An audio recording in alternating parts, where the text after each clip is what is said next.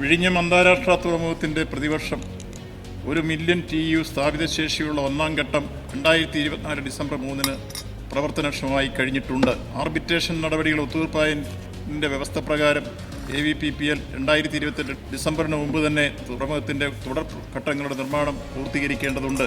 തുടർഘട്ടങ്ങൾ പൂർത്തിയാകുമ്പോൾ ആകെ 2000 മീറ്റർ നീളത്തിൽ ബർത്തും പ്രവർത്തനക്ഷമമാക്കുന്നതിന് ആവശ്യമായ പുലിമുട്ടിൻ്റെ നീളവും റിക്ലമേഷൻ പ്രവർത്തികളും ആവശ്യമായ യന്ത്രോപകരണങ്ങൾ സ്ഥാപിക്കലും പൂർത്തീകരിക്കും.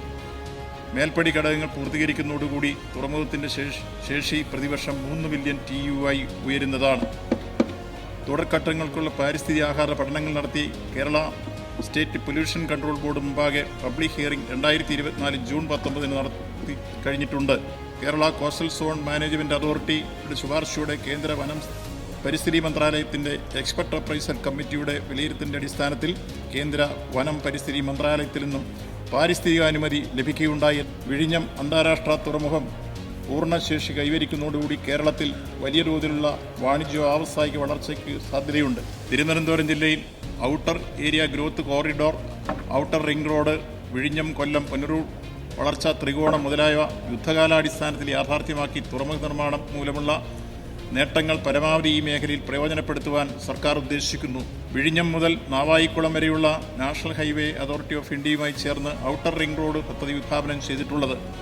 ഈ റോഡുകൾക്കായി 2.5 കിലോമീറ്റർ പ്രദേശം വിവിധങ്ങളായ വ്യവസായവും വാണിജ്യശാലകളും സ്ഥാപിക്കുന്നതോടുകൂടി തിരുവനന്തപുരത്തിൻ്റെ മുഖച്ഛായ തന്നെ മാറുന്ന ബൃഹത് പദ്ധതിയായി രൂപം കൊള്ളുന്നു. മൂലധനം ആകർഷിക്കുന്നതിലേക്കായി ജനുവരി 29-30 തീയതികളിൽ വിഴിഞ്ഞം കോൺക്ലേവ്, ഫെബ്രുവരി 21-22 തീയതികളിൽ ഇൻവെസ്റ്റ്മെൻറ്റ് കേരള സമ്മിറ്റ് എന്നിവ നടത്തുകയുണ്ടായി. ഇതിലൂടെ തെക്കൻ കേരളം ഉൾപ്പെടെ എല്ലാ ജില്ലകളിലും തുറമുഖാധിഷ്ഠിത വ്യവസായങ്ങളുടെയും ലോജിസ്റ്റിക് സേവന ദാതാക്കളുടെയും ഒരു ശൃംഖല തന്നെ അടുത്ത 5 വർഷത്തിനുള്ളിൽ രൂപം കൊള്ളുന്നതാണ്.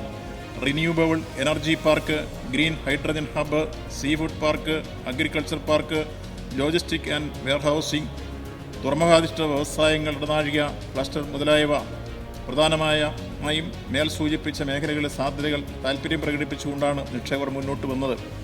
വിഴിഞ്ഞം അന്താരാഷ്ട്ര തുറമുഖത്തിനോടൊപ്പം കേരളത്തിലെ ഇതര തുറമുഖങ്ങളുടെയും വളർച്ച ത്വരിതപ്പെടുത്തുന്നതിന് ഹബ് ആൻഡ് സ്പോക്ക് മാതൃകയിൽ ഇതര തുറമുഖങ്ങളിൽ നിന്നും വിഴിഞ്ഞത്തേക്ക് ചരക്ക് നീക്കം നടത്തുന്ന നടപടിയും ആരംഭിക്കുന്നതാണ്.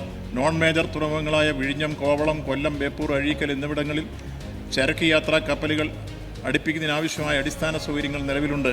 വിദേശ കപ്പലുകൾ അടക്കം തുറമുഖത്ത് നിന്ന് പോകുവാൻ ആവശ്യമായ സെക്യൂരിറ്റി സർട്ടിഫിക്കറ്റായ ISPS വിഴിഞ്ഞം, കോവളം, കൊല്ലം, ബേപ്പൂർ, അഴീക്കൽ തുറമുഖങ്ങൾക്ക് ഇതിനകം നേടിയെടുത്തു കഴിഞ്ഞു. തുറമുഖത്ത് തന്നെ കസ്റ്റംസ് ക്ലിയറൻസ് ഉറപ്പാക്കുന്നതിനുള്ള ISP സർട്ടിഫിക്കേഷനും അഴീക്കൽ ഒഴികെയുള്ള തുറമുഖങ്ങൾക്ക് നേടിയെടുത്തു കഴിഞ്ഞിരിക്കുന്നു.